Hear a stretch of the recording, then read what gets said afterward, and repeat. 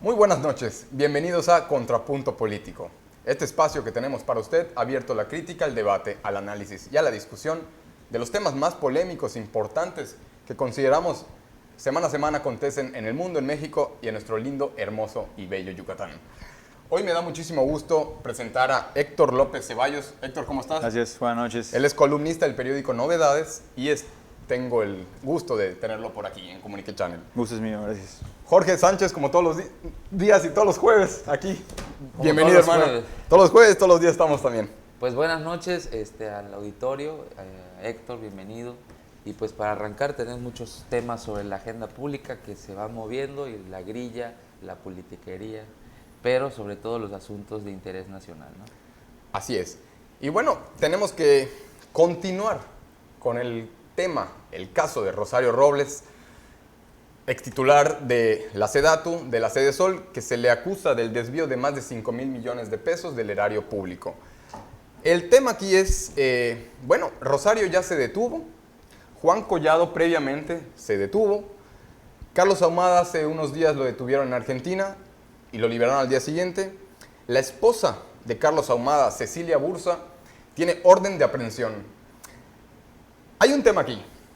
El mismo juez que detuvo a Rosario Robles es el encargado de estos casos.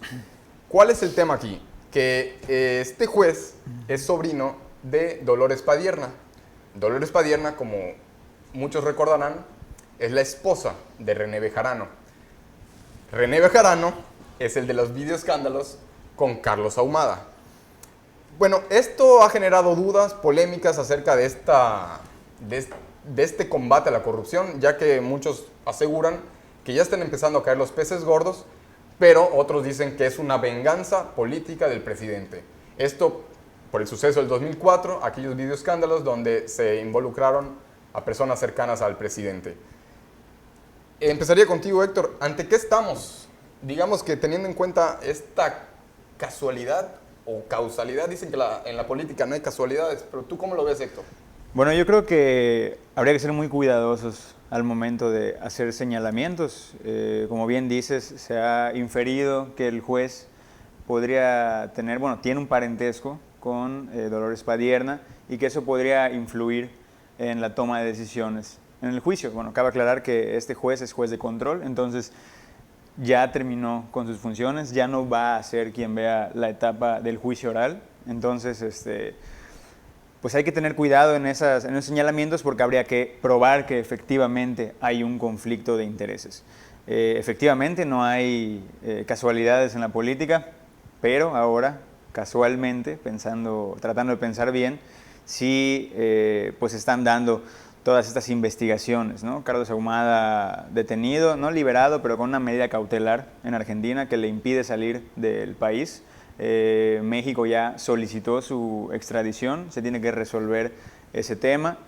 Y pues Rosario Robles, que tendrá que estar cuando menos 2 meses en prisión preventiva hasta que llegue la audiencia y se cierre la carpeta de investigación. Más que no creo que sea conveniente pensar en un tema de venganza política, porque ahí estaríamos asumiendo que no existe una división formal de poderes.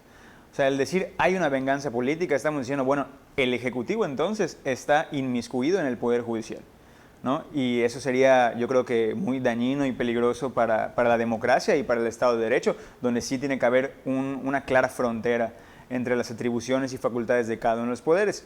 Yo confío en que el Poder Judicial Federal va a tener una correcta actuación y que se va a seguir el proceso conforme a la ley. Jorge, ¿venganza del presidente o impartición de justicia? No, como decía Héctor, se está viviendo en esta nueva etapa un Estado de Derecho, no un Estado de chueco o un Estado de cohecho.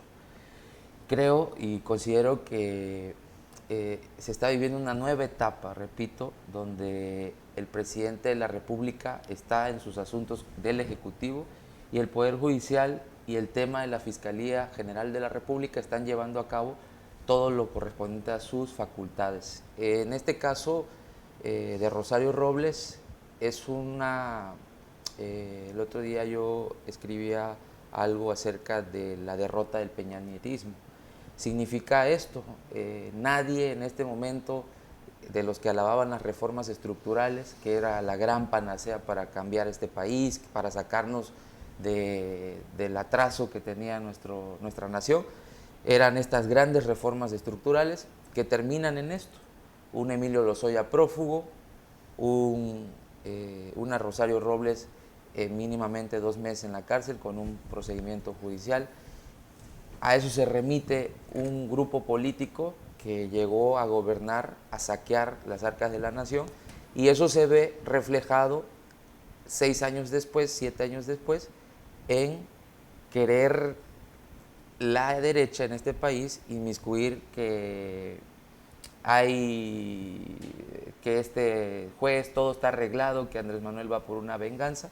No es así, ha sido muy claro el fiscal general de la República, Gers Manero, donde el que la hizo, el que tiene asuntos con la justicia, lo tendrá que pagar. Imagínate, Emilio Lozoya, y cada vez hay que repetirlo y seguirlo diciendo, son 940 millones de dólares en la transacción de agronitrogenados y de Fertinal. Y si empezamos a contarle nuevamente a la audiencia, de Fertinal era la empresa que vendió Carlos Salinas de Gortari, que era Fertimex, sí, que ellos nos vendieron que este modelo económico de que el Estado produciera fertilizantes no servía, que hay que dejárselo al mercado, a la empresa privada, y luego con Peña lo compran, lo rescatan, pero ya en chatarra, con 30 millones de valor en el mercado, lo compran en casi 600 millones de dólares. ¿Y dónde está el dinero? Eso no es venganza, eso es justicia, y en el caso de Rosario Robles son 5,000 millones de pesos que hay una cuenta pendiente, y eso también se llama que es justicia, o sea, tiene que pagar la gente que se llevó ese dinero o que se lo robó fácilmente. En las investigaciones de la estafa maestra que le hicieron Mexicanos Unidos contra la corrupción e impunidad en conjunto con Animal Político, determinaron que fueron 11 dependencias involucradas, más de 16 universidades públicas, empresas fantasmas, funcionarios. Pero hay un tema aquí, dicen que Pemex fue la que más robó. Segundo, Sedesol. Tercero, Banobras, entre las 11 dependencias involucradas. Banobras con mucho menor porcentaje. Más sin embargo, Pemex responsable, Lozoya. La Sedesol responsable, Rosario, luego José Antonio Miranda, el cuarto secretario, no recuerdo el nombre, nadie lo conoce, muy poco conocido, y Banobras, Alfredo del Mazo, el gobernador del Estado de México. Pues ¿quién sigue? ¿Quién sigue después de estas detenciones de la estafa maestra?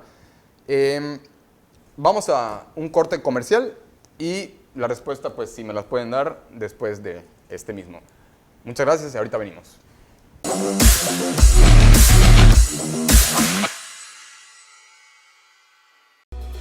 Hace un año confiaste en que juntos lograríamos un futuro seguro para Mérida. Con tu participación estamos cumpliendo. Trabajamos para crear mejores oportunidades para todos los meridanos, para seguir siendo la ciudad más segura del país, para consolidarnos como la capital cultural de México y convertirnos en una ciudad más verde. Esto es solo el inicio. El futuro pinta mejor. Renán Barrera, alcalde. Primer informe de acciones.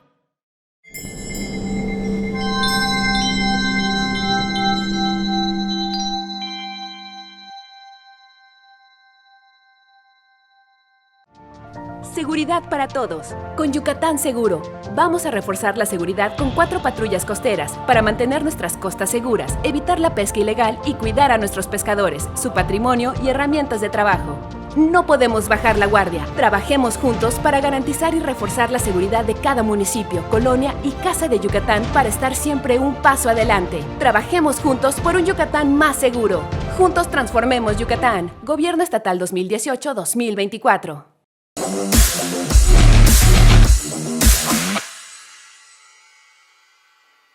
Regresamos a Contrapunto Político y estamos hablando del caso de Rosario Robles y estamos preguntando quién sigue en estas detenciones, en este hilo de detenciones, de corruptelas teniendo en cuenta que, bueno, son 11 dependencias involucradas y solo se ha señalado a Rosario Robles.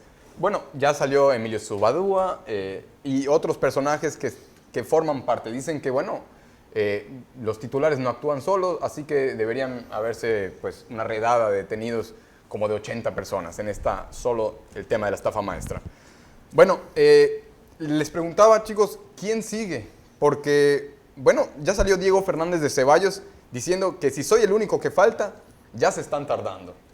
Teniendo en cuenta que, no sé si recordarán, el gobierno cubano de Fidel Castro, en ese entonces, sacó una entrevista con Carlos Ahumada donde él aseguraba que Diego Fernández de Ceballos y Carlos Salinas de Gortari estaban atrás de los videoescándalos de Bejarano, que se planificó todo. Ahí estaba Federico Dorin, estaba Broso.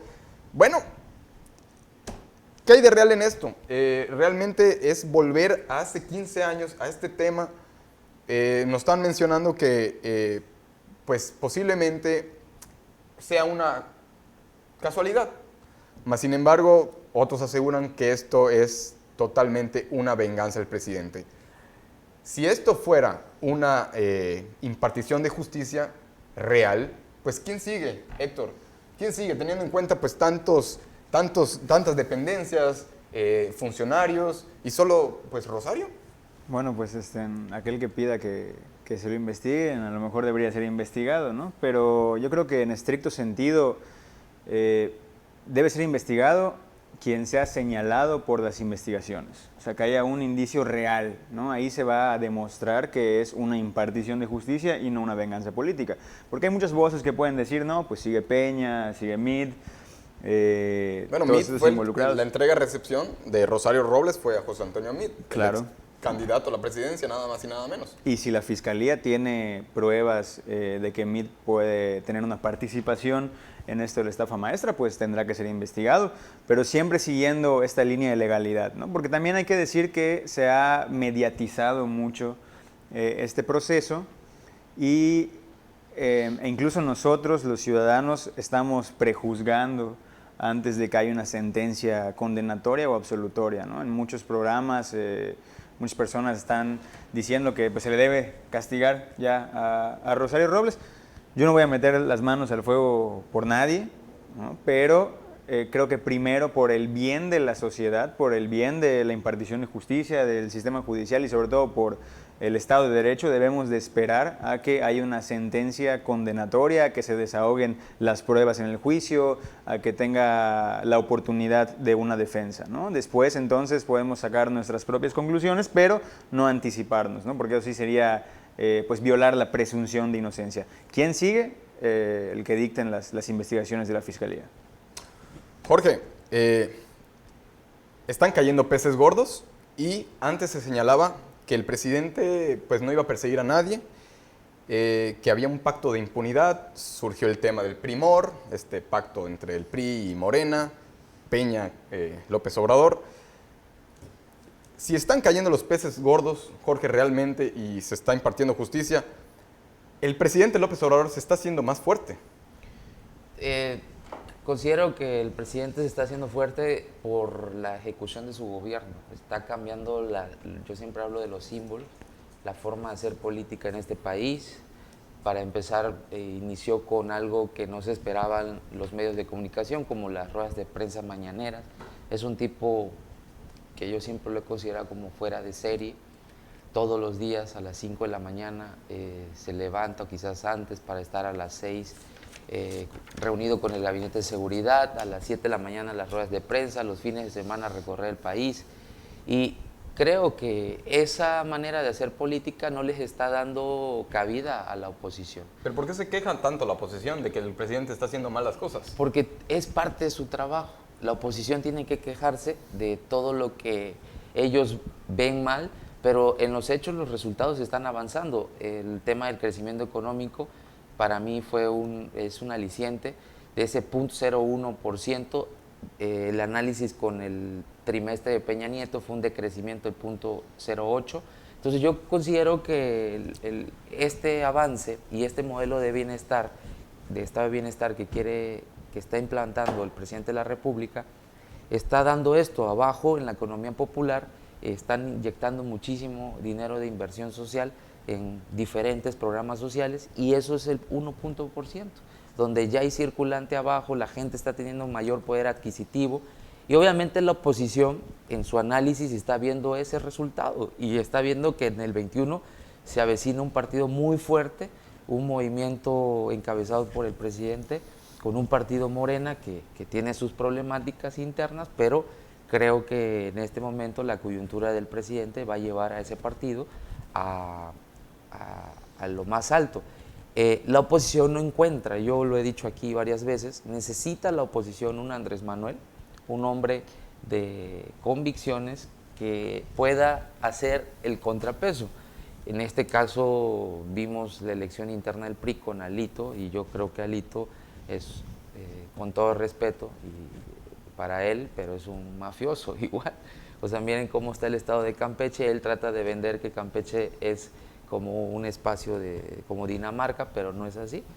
Campeche es un estado con muchas necesidades y que no ha avanzado en estos gobiernos. Ahí recordar que en Campeche jamás ha gobernado un partido diferente al PRI, ¿no? El PRI ha gobernado toda la vida.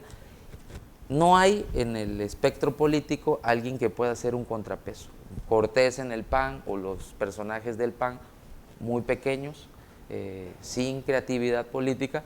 Y otra cuestión, el tema de Felipe Calderón, que no ha podido ni juntar las firmas para un partido político, y para estos tiempos nosotros, o el movimiento que encabeza Andrés Manuel, millones de mexicanos a lo largo y ancho del país estábamos dando nuestro tiempo, nuestro dinero, nuestra voluntad para construir eso que hoy se llama Morena, ¿no? Bueno, a propósito de estas problemáticas internas de los nuevos dirigentes de los partidos, pues habría que preguntarnos cómo va el gobierno de López Obrador, ya que, como bien señalas, Jorge, pues en materia económica, el presidente dice que vamos requete bien. Ahorita señalaste que 0.1% de crecimiento económico, cuando teníamos el 2%. Para muchos es alentador, para otros es pues, un decrecimiento, Jorge, que pues no da señales. En este caso, el PAN dice que se perdieron 231,000 empleos, que este es el costo del populismo, 20% más en feminicidios. El PRI dice que se promete mucho y se cumple poco, esto por medio de Alito, flamante dirigente nacional. Pero ¿qué les parece si platicamos acerca de cómo va el gobierno de López Obrador al regresar de un corte comercial? Y pues, regresamos.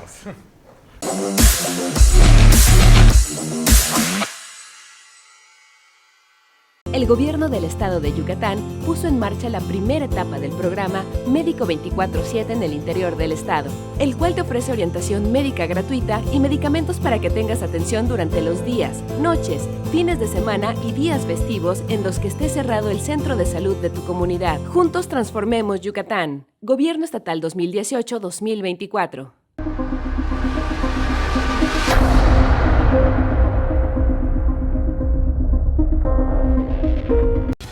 Estamos totalmente comprometidos con todas las familias meridanas. En este primer año, trabajamos para mejorar las condiciones de cientos de hogares de nuestra ciudad. Para que nuestros niños y nuestros jóvenes tengan más oportunidades, mejoramos sus escuelas y les entregamos miles de becas. Y una gran noticia es que ya estamos cerca de lograr que el 100% de los meridanos cuenten con agua potable y energía eléctrica. Esto es solo el inicio. El futuro pinta mejor. Renán Barrera, alcalde. Primer informe de acciones.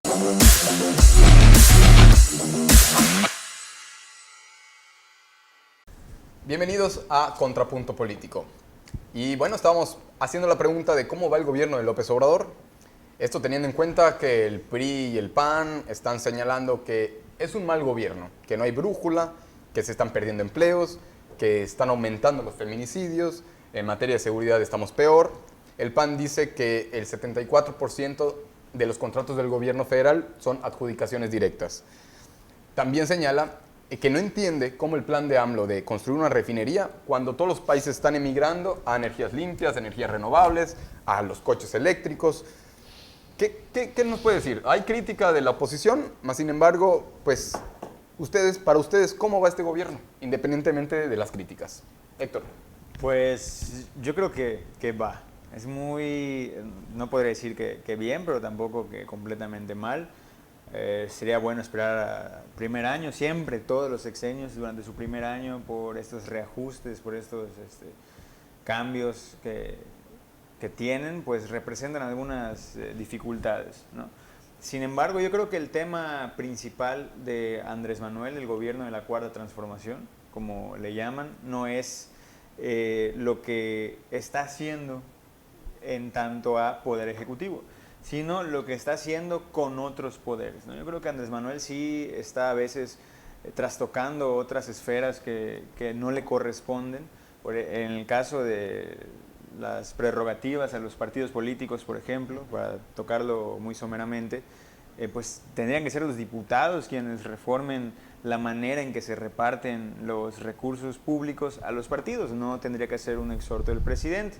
O en el caso de su relación con el Poder Judicial, donde dice estar de acuerdo con situaciones como la de Rosario Robles, ¿no? Como se le dicta prisión preventiva, se le vincula a proceso A, ¿no? Ahí está muy bien el Poder Judicial, pero conceden suspensión definitiva para la construcción del aeropuerto a Santa Lucía. No, ahí está mal, ¿no? Y Santa Lucía va.